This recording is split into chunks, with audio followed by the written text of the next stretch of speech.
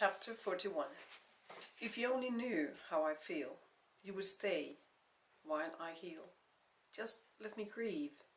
Don't become yet another one to leave. Is it alcohol free? Jonas's girlfriend looked at Jenny and the welcome drink she was pouring into a plastic cup. They were standing in the hallway in Jenny's home. Yes, it is. Jenny gave her a cup with a colorful liquid. We can't afford to offer drinks with alcohol to everyone. Without alcohol, it's not a welcome drink, it's just welcome swill, Pom Pom protested. We asked everyone to bring their own drinks. Keivan was interrupted by Pom Pom's dismissive wave of the hand. Sure, whatever. Don't listen to him, we brought more than enough beer. Mia was at the Valentine's Day party too. Her parents were babysitting Lisen and Bim. Almost all the guests had arrived. Jenny was wearing a white long-sleeved shirt with a knitted red cardigan and a pair of black pants. She kept herself busy being a hostess. She helped everyone put away their jackets, gave everyone welcome drinks, and filled up the bowls with snacks. She and Keivan had spent the whole week planning and organizing the party. He had been reserved and quiet the whole time, and she just hadn't had the energy to even try to do something about it. On top of everything, Agneta hadn't come. Not yet, anyway. Jenny noticed that the music stopped, so she went to change the CD. Just when she started playing a pink CD, Keivan came up to her and gave her a beer. Then he kissed her cheek. It was the first time he had touched her since their talk about painful memories. Have you seen who has joined our party? Jenny looked into the hallway and recognized a tall, slim figure. Jenny didn't move. She tried to figure out what mood Agneta was in. Come on, Keivan pushed her. Give her a welcome drink. Slowly, she walked towards Agneta. When they looked at each other, Jenny smiled, hoping her smile didn't look too forced. Do you want some welcome swill? Swill? That's what Pom Pom calls it, since it's alcohol-free. Agneta giggled and nodded. Jenny poured her a drink and handed it to her. Hey, Agneta, I'm happy you could come. Keivan gave Agneta a quick one-arm hug. Agneta shot a quick, questioning look at Jenny. When Keivan had left, Jenny leaned forward and whispered, He knows we've quarreled, but he doesn't know that you're, interested. Agneta blushed and mumbled something Jenny couldn't hear. Jenny put her hand on her friend's arm and squeezed it. Agneta smiled and asked quietly, Friends again?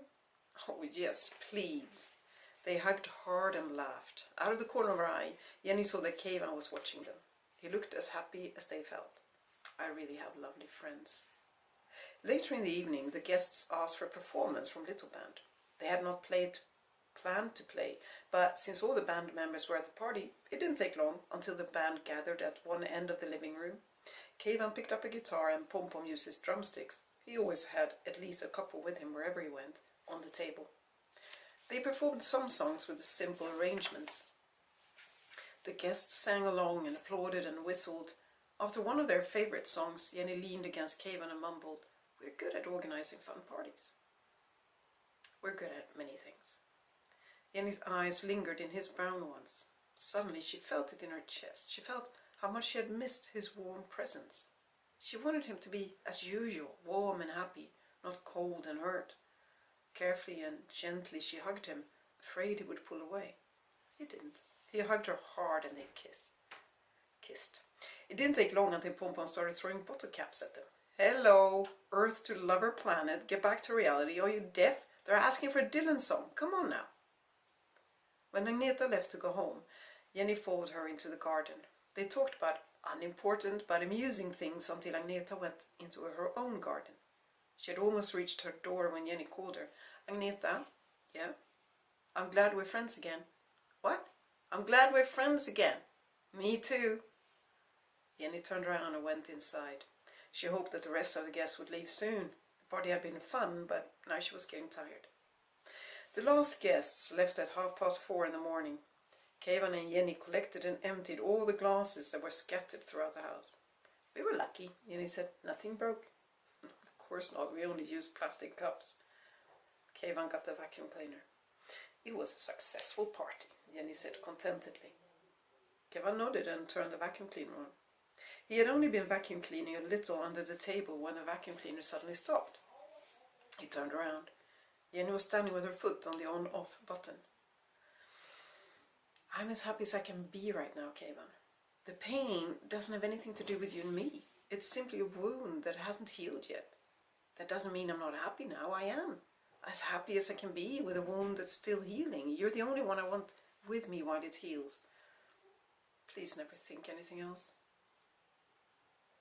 Kevin looked at her long and thoughtfully. Several long seconds of silence followed. And when the wound is healed? What do you mean?